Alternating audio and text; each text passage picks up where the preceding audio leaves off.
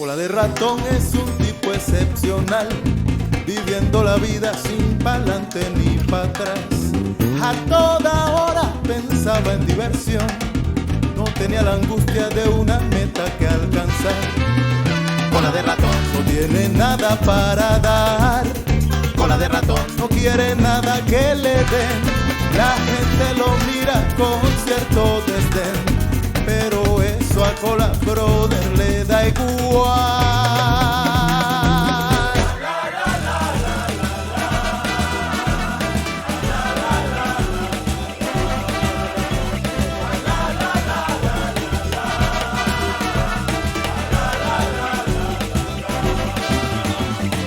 Cola de león es un tipo excepcional, apunta mucho más alto que su capacidad.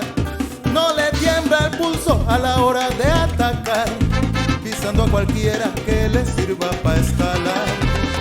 Cola de león lo quiere todo y mucho más. Cola de león no quiere a nadie como así. Viste ropa cara por la imagen que hay que dar, pero su tarjeta ahí está a punto de estallar.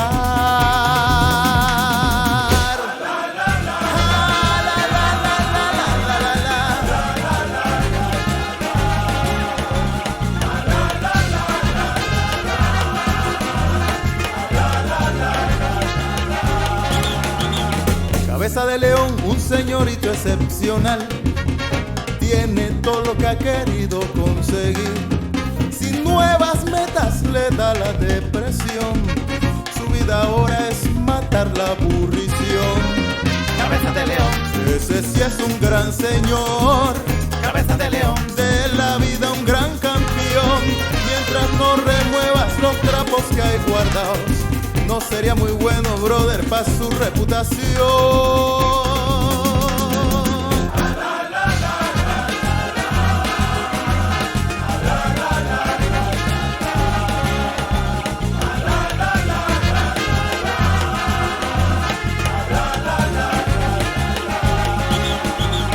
Cabeza de ratón es un tipo excepcional, su fama es más grande que el barrio y poco más.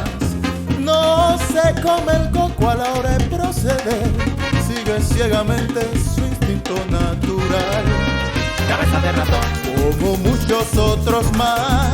Cabeza de ratón, vive con normalidad, sabe que en el barrio él es el que da, y por eso él sigue estando, brother, donde está.